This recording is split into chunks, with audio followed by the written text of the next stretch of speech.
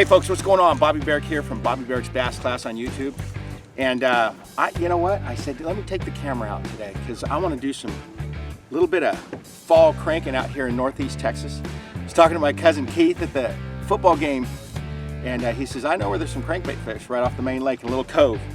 And I got he gave me 3 coves to go check out. So I'm going to do that. You know, in the fall, they love shad and they love crawdads.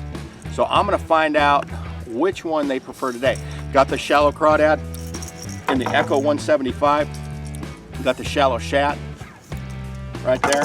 And then I got the MR6 right there. Love these things. Mark Daniels Jr. did a great job designing these baits. I got this on a fiberglass rod. I got this one right here on a graphite rod. It's got a little more juice. You know, on 15-pound tests, you can get them into between 5 and 6 feet deep. So I've got these. I've got this one here on 20 fluoro. I've got this one here on 15 fluoro. So that's what I'm gonna do. We haven't had a whole lot of rain this whole fall, early fall. And we started getting it. Once it starts raining in Texas, it really starts. My pond needs some water. So I think my pond's gonna be full here pretty quick. It's gonna be awesome. But water temperature, I was in here last week. That water temperature was 86 to 90. 86 to 90. I just turned it on, the gauge, 62 degrees. So we've had a major drop in water temp. So I'm expecting these fish to be they want to be shallow, they want to chew, they want to eat, right? So we're going to give them the opportunity for the shad or the crawdads. If they're relating to the bottom around the wood, I think that guy's going to be the major player. If they're kind of roaming a little bit and they're looking for those balls of shad that tend to swim around on the outside edges of some of this structure, and any lake really, then we're going to do this guy here. It's starting to sprinkle again a little bit, so I'm going to get after it. We'll see what happens.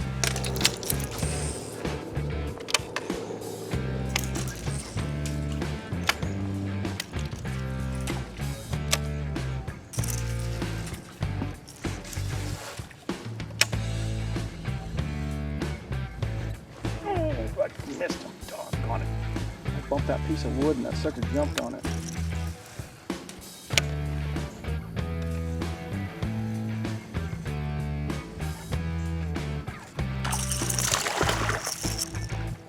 Little guy.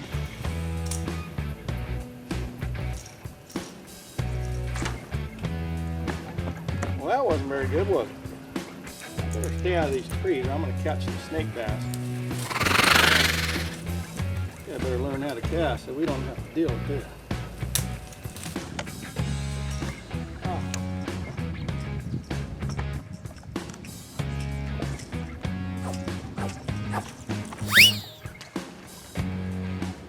Better learn how to cast or start wearing body armor.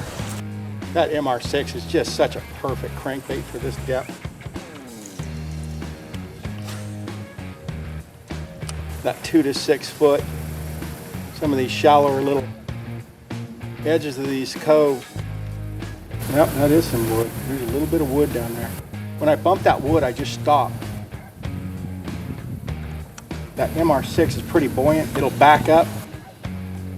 And treble hooks to get away from that wood. I just hesitate for half a second, let it bumps that wood, it gets stuck. Don't pull on it hard because it'll drive it in there. Just, okay, that's wood, that's not a fish, so I'll back off and I'll let it'll back up, and then I'll just slowly crank it over that wood. A lot of times you get that bite.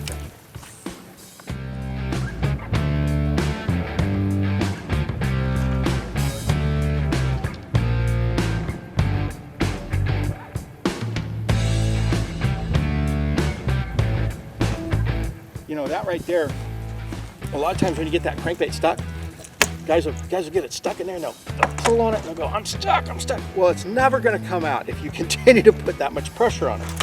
So what you wanna do instead, once you, that's a piece of wood, I'm stuck. Then back off. Lose the load in your rod, shake it on a slack line. Sometimes that crankbait, the hooks will come loose and it'll back out of there. But if you go, I'm stuck, it's never going to come out unless your line breaks or a hook opens up. So it gets stuck in a piece of wood. Oh, that's wood. Back off right there. Let your line relax. See if it'll back out of there. A lot of times it does, because a lot of times it's just a bill that's stuck in a piece of wood, and you let go of the pressure and it'll back out of there, and then you continue through. If it stays stuck in there like that one did right there, just go right over there. I mean, like I said, the water's 2 to 6 on these little ridges that I'm fishing.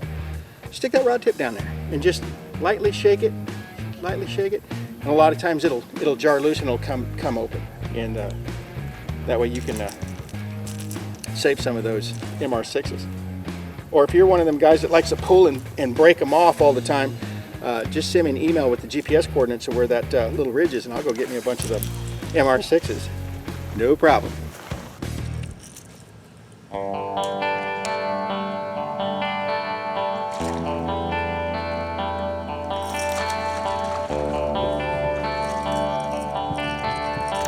Smaller fish want that. Those smaller fish are shallower, right on the tips of that wood. The better fish seem to be on the outer edge.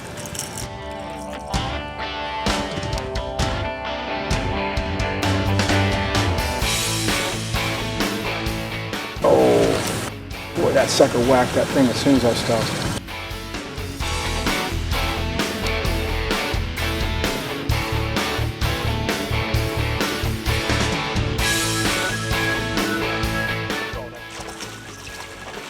That one was right on the tip of that wood. Right on the tip of that wood. A little bit better fish. They want that stop and go. I mean, what else is new? God, they just love that thing.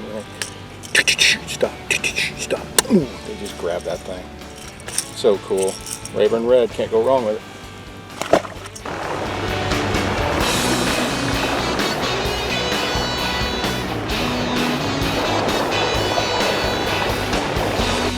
There's a good one.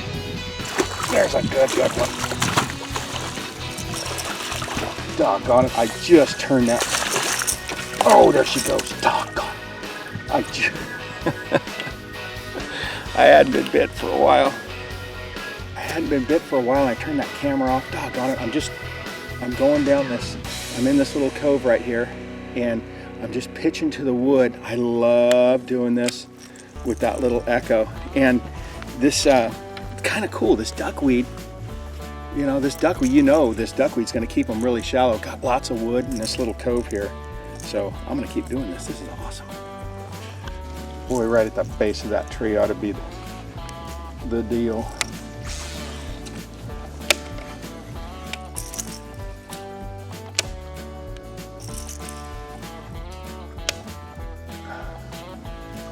The other thing that's really cool about this echo is it just deflects off that wood. As long as you don't drive it into that wood, just a nice steady tug, nice steady pull, nice steady tempo. You stay with that, wind it through. You hit an obstruction, you just kind of ease up on it. Don't drive the hooks in it. It just bounces right off that. Oh golly, I think I just got whacked right there.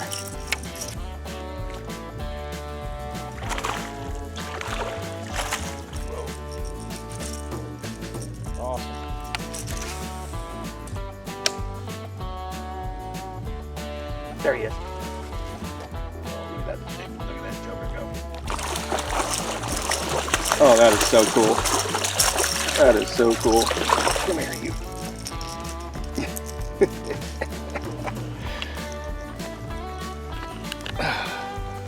How cool is that?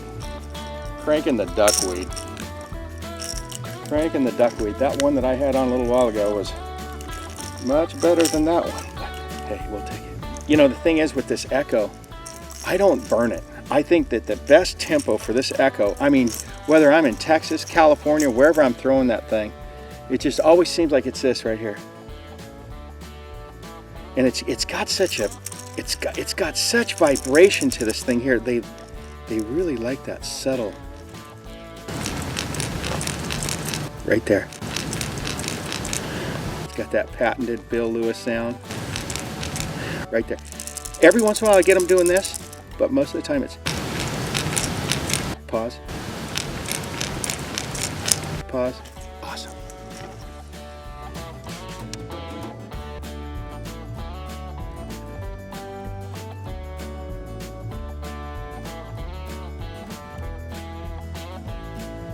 That was awesome. That fish boiled over there, right over there in that duckweed.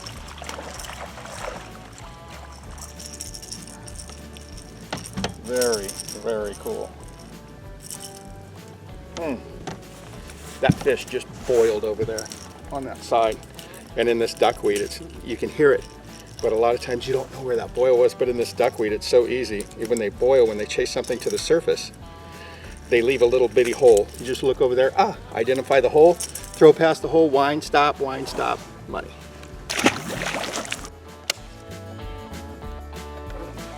There's a nice fish. There's a nice fish. Come here. Oh, she got a stick. She got a stick. Come here, you. Oh.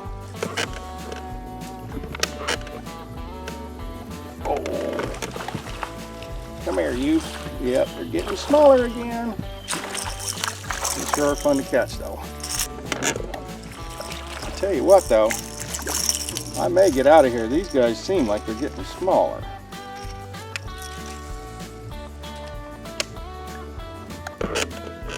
There he is. That might be a better fish. That feels like a better fish. That feels like a much better fish compared to what I've been catching back here.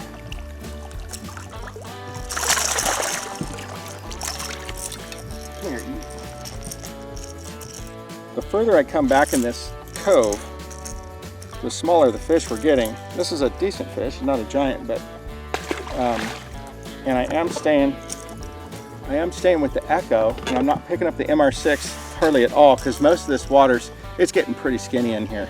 This is all 1.5 to about 3. You know, some of you guys are probably saying, hey man, how come you don't pick up a doggone frog? This water temperature right here in this cove and the other cove that I was fishing, that water temperature like 5 days ago was 86. It is 60 in here right now. So things have changed, right? And that's what happens in the fall. So anyway, I'm gonna go down, probably this cove ends here pretty quick, and I'll turn around and I'm gonna head back to the main lake here in very short order. This is a steeper little little section. So I'm gonna go with that MR6. I'm gonna put that Echo down. This right here, I'm sitting over 4.5 to 6 feet. So I'm gonna use that MR6 down through here. They're definitely wanting that crawdad pattern more than the shad or that chartreuse shiner color. And it's probably because I'm throwing the crawdad more confidence. That's the whole key. Usually they'll bite whatever color you got the most confidence in. And because that water drop, they don't want that thing going 100 miles an hour.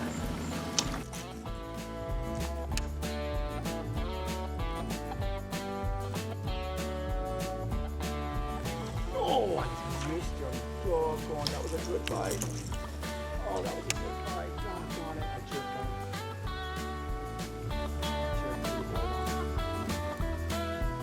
Doggone, that was a nice fish.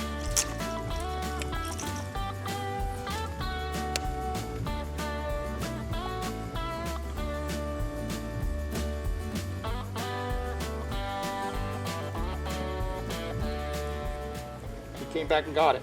He came back and got it. He came back and got it.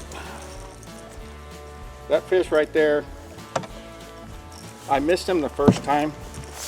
She came back and got that thing, and I'll tell you what, that's where, you know, I've got a couple of fiberglass rods that I'm using, and then I've got the graphite rod, and this is a heavier action graphite rod, which the first time that, I don't know if that was the same fish or not, but the first time that fish bumped that crankbait,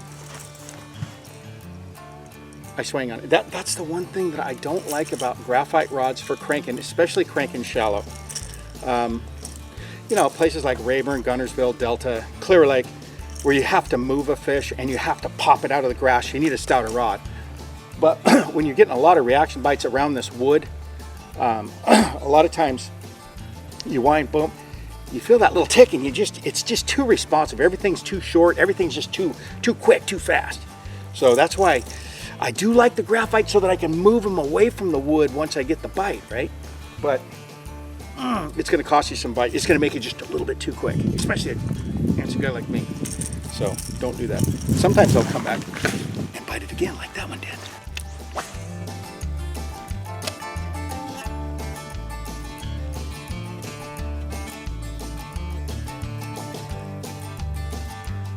Oh, there he is. Oh, that's a good fish. That's a good fish. Jump for the camera.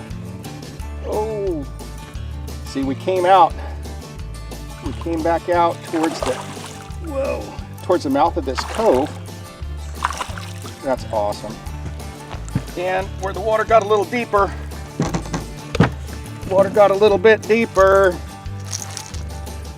came back out towards the outside edge. Everything that I was catching towards the back of that cove was much smaller. So I got out to where there was a little bit deeper water, got the old MR6 going again. Presto prango, cabango. Golly, that's a pretty bass. Yeah, baby.